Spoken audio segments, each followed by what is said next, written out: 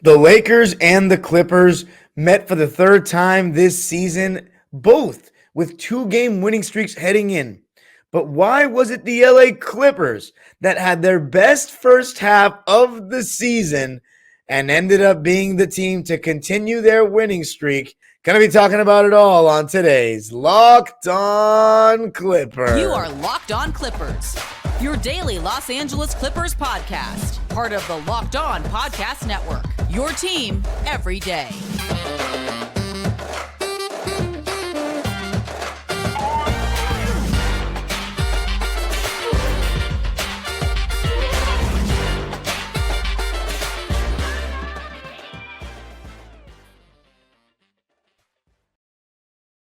Yes, sir. You are locking in with the Clips. Thank you for making Locked On Clippers the first listen of your day, your team every day. My name is Darian Vaziri. I'm your host in my 18th season as a Clipper fan. You can also follow me on Twitter and Instagram at DimeDropperPod and subscribe to my own YouTube channel, Dime Dropper, where I went live post-game after this one to give my reaction, Clippers and Lakers. Remember, Locked On Clippers is free and available on all your favorite podcasting platforms, including YouTube. And let me know, do you agree that this was the best first half the Clippers played this season? There are two other first halves. I looked at the entire schedule tonight before I started recording this. The Charlotte Hornets game is a contender, and maybe the Dallas game a couple of weeks ago. But considering the Clippers were up 23 at halftime of this one, and it was technically a road game, still with, 80% Laker fans probably at the game, I think this was the best first half of the season. So I'm going to be talking about why that, to me, propelled the Clippers to this win. Kawhi and Paul George making the difference and them being the biggest catalyst of the win. Going to be talking about the bench and how, in my opinion, no Clipper had a bad game tonight. And then some tendencies I saw and big things to take away, things I really like that you want to see going forward. And by the way, this episode is brought to you by FanDuel, the official new sports betting partner for Locked On, and that's because they're the number one sports book in America. And if you're new to FanDuel, that's even better because they have so many great features that make betting on sports fun and easy to get right into it. Going to be getting into FanDuel as the show goes on. But let's get into the game. The Clippers winning their 10th straight game against the Lakers, 10-0 in the Ty Lue era. I mean, the last 40 games, I didn't look at the number before I started recording, but you already know it's like 34 wins or something like that. The Clippers have absolutely had the Lakers number of late, and since Ty Lue has taken over, haven't lost. And I thought for a second going into this game that the Clippers may have been due for a loss against them. The Lakers obviously playing some decent basketball lately, won against Memphis, had a huge comeback win on Sunday night against the Portland Trail Blazers. But the Clippers took it to the Lakers right away, and immediately they were up 9-0. And when I talked with the Kamenetsky brothers on yesterday's episode, I said that I thought Patrick Beverley was for sure going to guard Paul George to start the game. But it was actually Troy Brown that started off guarding Paul George and Patrick Beverley on Kawhi Leonard. So when I saw that, I was like, oh my God. 2 straight buckets to start the game for Kawhi Leonard. And then Marcus Morris hit a really difficult shot over LeBron James. And then Paul George with a little step back 3 over Troy Brown made it 9-0. And we've talked about it so much this season here on Locked On Clippers.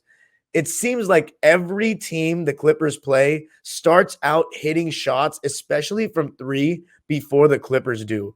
And finally, it was the Clippers who came and threw that first punch, that hit shots first.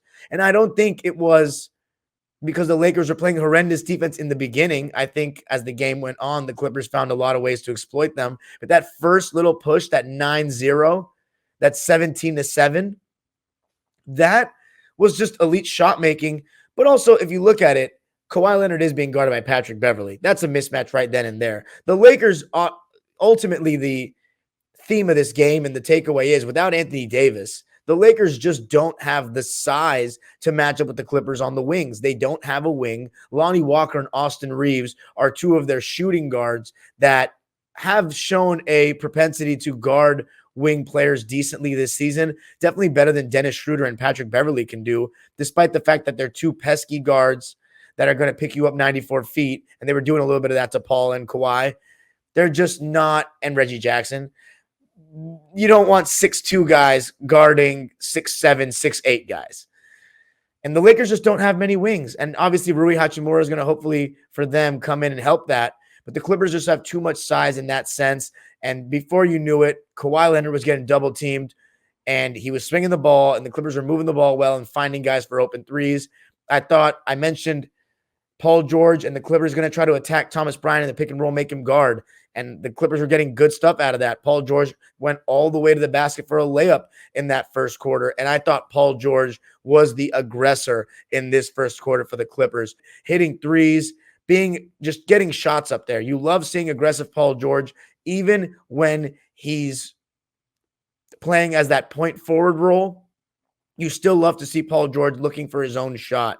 And the Clippers, defensively, LeBron James was hitting shots, and you knew, as I mentioned in the episode, he was going to score his 40 points.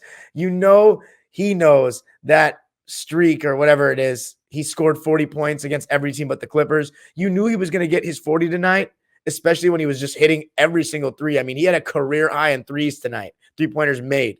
After all the years he's played, tonight was the night he hit his most threes in his career, 9 threes on 14 attempts. But again, the Clippers are going to live with that. Considering that LeBron's not shooting well from three this season, they are going to live with that. The main thing the Clippers wanted to do was keep LeBron out of the paint and keep him from finding guys in pick and roll. And by doing that, they switched 1 to 5 on LeBron. They went drop coverage against Dennis Schroeder, Patrick Beverley, Russell Westbrook with Zubats and switched 1 through 4. But on LeBron, we switched 1 through 5. And that's because they were comfortable enough with Zubats guarding LeBron. And I will say this, even though that was the most favorable matchup for LeBron, he didn't get by him off the dribble at all. Zubats did a great job guarding him off the bounce. LeBron shot that 3 where Zubats was backing off, inviting him to shoot it, and he made a couple. But overall, you are going to live with that shot. And Ivica Zubats got like 4 or 5 stops in the game on LeBron. At least 4, I counted, that he got stops one-on-one. But the Clippers went up 17-7 in that first quarter. Lakers answered back with a little bit of Dennis Schroeder in transition, hitting 2 buckets. Clippers forced to call a timeout. And you saw the same 9-man rotation. Nico, Reggie, Norman, and Rocco coming off the bench.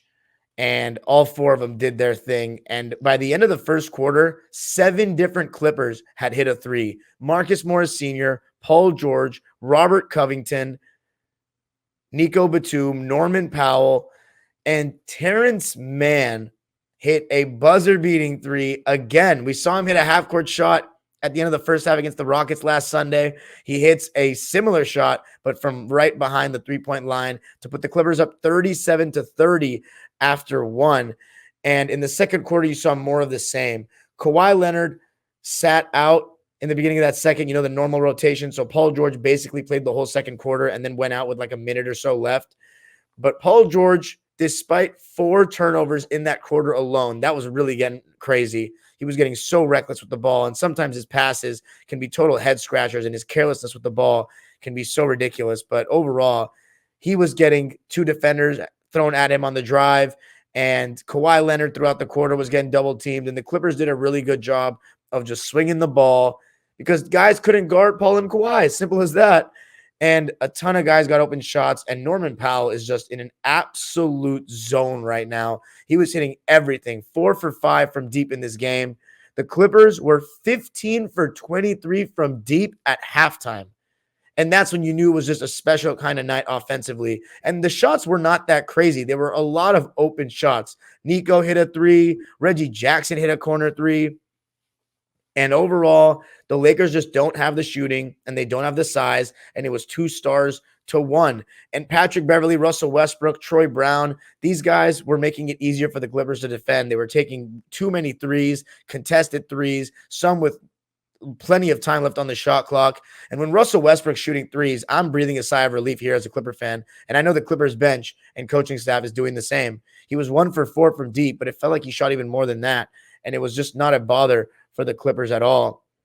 And the Clippers did a really great job of not letting the Lakers get within single digits. That's what was really impressive. Even though LeBron led a little mini charge in that fourth quarter, and even in the third quarter, the Lakers got it down to 15 several times, but they just couldn't string together enough momentum plays. But in my opinion, it's because the Clippers were stopping momentum with big shots and shots that only their duo can make. Kawhi Leonard and Paul George. Just unbelievable performances from them both. Every single time it felt like the Lakers were getting close, they would hit a big shot, contested turnaround, like Paul George hit over Patrick Beverley with like 10 minutes to go in the game. Then Kawhi Leonard would get in the paint and make a jumper, a short jumper, or turnaround. And then the biggest play of the game to me, Lakers got it down to 10, and then Russell Westbrook threw the ball away.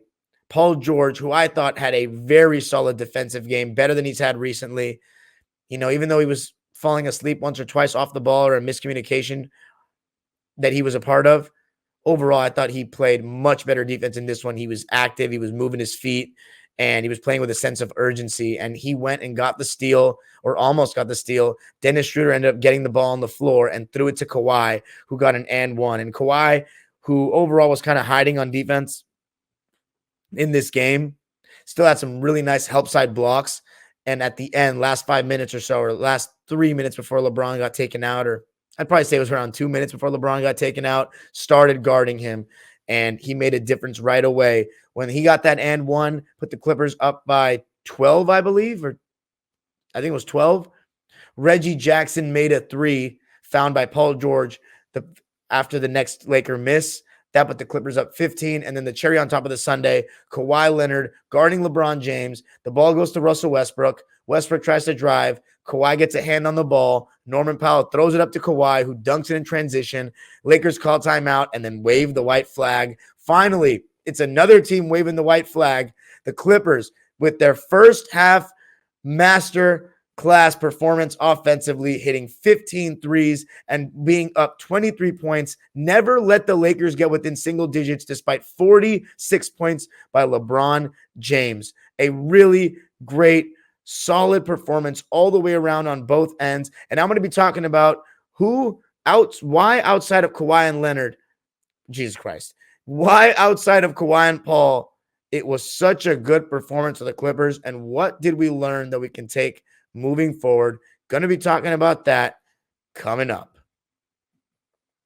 The NFL playoffs are here, and we're really excited about our new sports betting partner here on Locked On because they're the number one sports book in America, and that's FanDuel. And if you're new to FanDuel, it doesn't matter. They're the best at making betting, sports betting, fun and easy. And new customers can join today to get started with $150 in free bets guaranteed when you place your first $5 bet. Just sign up at FanDuel.com/lockedon.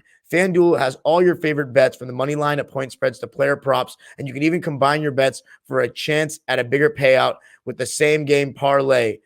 This weekend, AFC Championship, Bengals and Chiefs, second straight year. Go and place your bets. NFC Championship, Eagles and 49ers, all on an app that's safe, secure, and super easy to use. So NFL fans, don't miss out. Place your first $5 bet to get $150 in free bets, win or lose, at FanDuel.com/lockedon.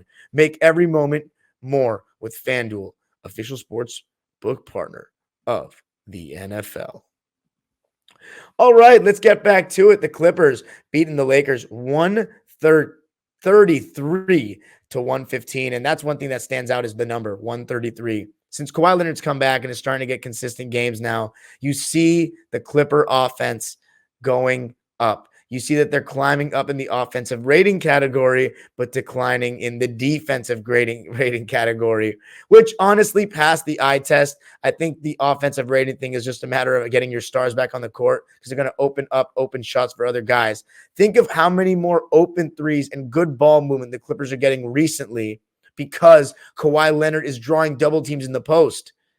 That wasn't happening earlier in the season. We weren't creating as many advantages. That's because of a superstar in Kawhi Leonard. But defensively, to me, we were just playing easier teams in the beginning of the season. Ty Lue's lineups have not been defensive-minded with those three-guard sets, and you just knew that eventually you'd start to see what you start to see the numbers match up to the eye test. And the eye test has been the Clippers haven't been a great defensive team this year. But hopefully by the end of the season, continuing like this, they can find that balance.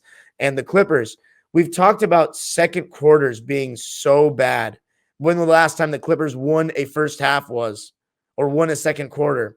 And this one, they won it emphatically. 40-24 in the second quarter in favor of the Clippers. And Norman Powell was a huge catalyst of that. Hitting threes, getting to the rim, attacking closeouts. And the Clippers just did a really good job moving the ball when guys like Kawhi and Paul George were just seeing multiple defenders. Terrence Mann was making plays, and Terrence Mann took his cracks at LeBron defensively tonight and different guys. I thought the Clippers did a really good job overall, just not taking their foot off the gas. And you just know when they play the Lakers, they're just going to have a little extra something to them.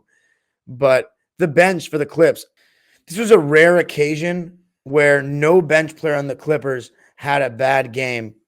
Robert Covington, I mean, my goodness. I was advocating, and all us Clipper fans had been advocating for him to start playing every single game because we knew what he could bring to the table, and you're already seeing it pay dividends. He has such amazing hands. I think, Kawhi Leonard, Chris Paul, Robert Covington, and then maybe you could even throw in Luke Baumute and Pat Bev, probably top 5 hands I've seen on the Clippers. Chris Paul was number 1, I'd say. But Kawhi Leonard has big hands, but Chris Paul has really quick hands. Kawhi has quick hands too, but I think Chris had the best hands I'd seen of any Clipper. But Robert Covington is right there. I mean, 4 blocks tonight. Nico and Rocco each had a pin off the glass chase down. Rocco's was on Russ. I'm not sure if Nico's was on Russ too. But what was also awesome about Rocco, he didn't miss. 3 for 3, 2 for 2 from deep. Played 19 minutes, had 8 points, and was plus 14, the highest of any Clipper bench player. And Nico Batum, I thought he was just moving the ball really well, making the extra pass. He had 6 assists, which was more than any Clipper player on the night. 4 points, 6 rebounds, 6 assists on only 2 shots, both of them threes, made one of them in 24 minutes. That was Nico Batum. Norman Powell, 22 points, 4 rebounds, and 4 dimes on an amazingly efficient, again, 8 for 12 from the field. That's 66%. 4 for 5 from 3. That's 80%. And 2 for 2 from the line. Surprisingly, only got 2 foul shots. But Norman Powell is really, really pushing that 6th Man of the Year campaign each game. He's been phenomenal lately, and he's improved defensively in terms of his effort as well. Reggie Jackson, what a great night to get a big Reggie game. He was good in the first half, but I really think it was that beginning of the fourth quarter that I'm not going to lie, I wanted him to come out of the game, and I was nervous about Reggie closing because Marcus Morris Sr. actually got a rib contusion and only played 10 minutes, and he was 2 for 4 in the game. I hope Senior's okay. I don't think it's a big loss for the Clippers, though, if he's out for a game or two.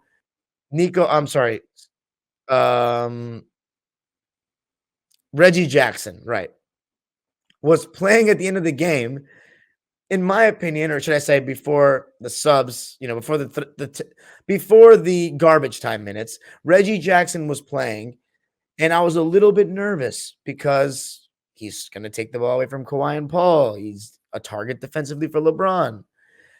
But he did the job by making that big 3 I mentioned earlier to put the Clippers up 15. But in that beginning of the fourth quarter, he had an and one going to the basket. He drove by Troy Brown at one point in the second half for a floater. I just thought he had a really good game, one of his best of the season. 19 points for Reg, 3 rebounds and 5 assists on 7 for 13 shooting and 4 for 7 from deep in 26 minutes of play. Really one of the better games of the season for Reg. However, I still don't think he should play when everyone's healthy, when Kennard's back. I really don't. It's just that's the Clippers' depth, having a guy that can come in when someone's injured like a Luke Kennard and play in that role. But when everyone's healthy, I don't think that Reggie should be playing. It's my simple opinion. Terrence Mann, 17 points, 3 rebounds, 2 assists, 2 steals, 0 turnovers on 5 for 10 shooting and 4 for 7 from deep. I love that Terrence wasn't hesitant tonight, shot such great percentages, got a couple of easy baskets, just being in the right place at the right time. Had a really nice steal and handoff to Paul George on a fast break in the first quarter. He played in 26 minutes tonight, Terrence Mann, and 17 points on 50% shooting and 4 for 7 from deep will do it. And Ivica Zubats, I mentioned his defense on LeBron earlier. Thought we could have thrown in the ball a little bit more. I say that every single post game, though, honestly. But 6 points, 8 rebounds in 34 minutes for him, 3 for 4 from the field. You'd like to see him shoot a little more. But overall, we had a proper 7-footer that is a good rim protector, and I don't think the Lakers did at all. And then the stars. Paul George, my opinion, the player of the game. 27 points, 9 rebounds, 4 assists, made a multitude of tough shots, including a really difficult running bank shot in the fourth quarter, and then that turnaround over his left shoulder against Patrick Beverley in the fourth with around 10 minutes left to stop momentum. And he was just phenomenal. 27 points, 9 rebounds, 4 assists. The only thing I don't like is the 4 turnovers, but 11 for 20 from the field, 55% from the field, man. You love to see it. And I love when Paul George is playing with that kind of confidence and swagger. 3 for 9 from deep, so not a great three-point shooting night, and only shot 2 foul shots. And then Kawhi Leonard, the highest plus-minus of any player on either team. He was a plus 16 in 35 minutes of play, 25 points, 9 rebounds, 3 assists, 2 steals, 2 blocks. Was just phenomenal. Yet again, he is playing as well as anyone in the league, in my opinion, right now. 11 for 16 from the field, and he was 0 for 4 from deep. So again, he's had a couple of really, really good three-point shooting games recently, but didn't have it falling in this game. But the fact that he was 11 for 16 from the field and 0 for 4 from 3 means he was 11 for 12 from 2, and he was shooting most of his shots on like fadeaways and mid-ranges. I mean, that is insane how efficient this guy can be sometimes, just shooting jump shots. But the stars are the guys that led the way. They were fantastic. And the moral of the story is Lakers had 1 star, Clippers had 2. No Anthony Davis. There's no reason why the Clippers shouldn't have won this game. They won it decisively. They did a great job getting the other guys involved, and the other guys made big shots and played good defense. And Tyronn Lue, again, no 3-guard set. The smallest the Clippers were with Reggie and Norman in the backcourt and 3 wings. He is finally starting to see that after 50 games, we have now figured out the 3-guard set is not good. Lead into the wings, play Robert Covington, start Terrence Mann, and good things are coming. And coming up, going to close it out talking about some big things I noticed in this one that are tendencies of a championship team. Going to be talking about that coming up.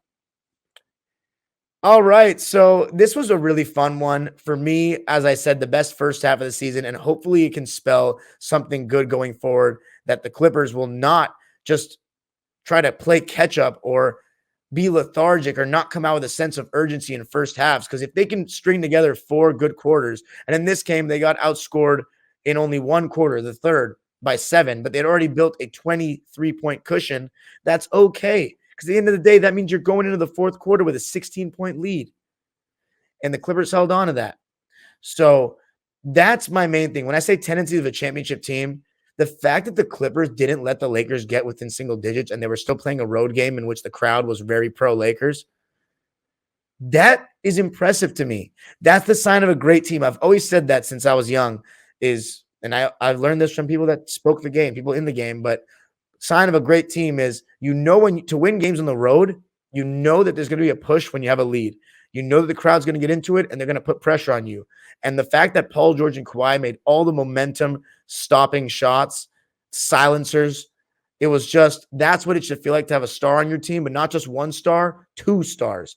And they both delivered. And I was really, really happy to see the Clippers not take their foot off the gas and keep that sense of urgency. I didn't really get nervous, but a couple of more plays that would have gone the Lakers' way, and I would have.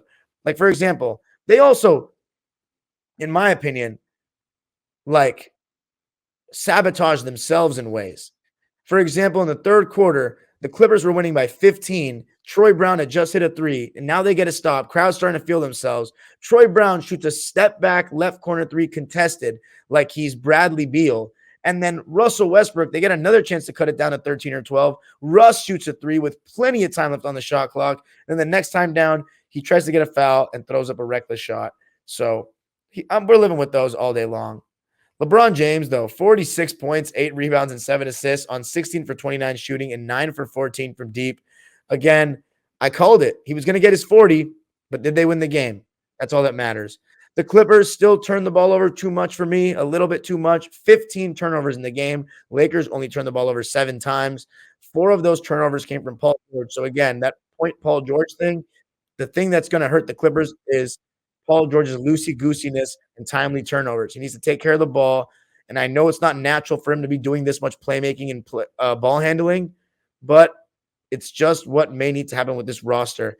And another tendency of a championship team I liked was that Paul George with Patrick Beverley, I talked about how he cannot dribble too much face up at the top. He needs to turn his back and use his size. And on that big dagger I mentioned multiple times, and on a lot of plays tonight or in this game on Tuesday night, Paul George went to the mid post and used his size and just, it was beautiful. Just shot right over the top. And I love when he simplifies his game and doesn't make it too complicated. Paul George, Kawhi Leonard, Reggie Jackson, Robert Covington. I mean, Robert Covington to have 4 blocks, just awesome. But yes, the Clippers win it 133-115. Reggie Jackson with one of his best games of the season. Norman Powell continuing to smolder, as the Seaminator Brian Seaman would say. 10 straight versus the Lakers. Let me know. Did you think it was the best first half of the season for the Clippers? Because I did. Make sure you subscribe to Locked On Clippers on YouTube and subscribe to Dime Dropper on YouTube. Also went live. And follow us on Twitter at Locked On Clips. And of course, follow me on Twitter at Dime Dropper Pod on Twitter, Instagram, and TikTok. And thanks for making Locked On Clippers your first listen today. Now make your second listen game-to-game NBA. Every moment, every top performance, every result. Locked On Game-to-Game covers every game from across the NBA with local analysis that only Locked On can deliver. Follow Game-to-Game on Locked On NBA, available on the Odyssey app, YouTube, and wherever you get your podcasts. The age-old proverb continues. That's 3 straight, Clipper Nation. Next one is coming against the Spurs on Thursday before the Clippers are on the road for a little bit. That is also a must-win game considering the Clippers just beat the Spurs. Let's make it 4 in a row on Thursday, the 26th, and then it's a big East Coast road trip against some playoff contenders. The age-old proverb continues. Go Clippers.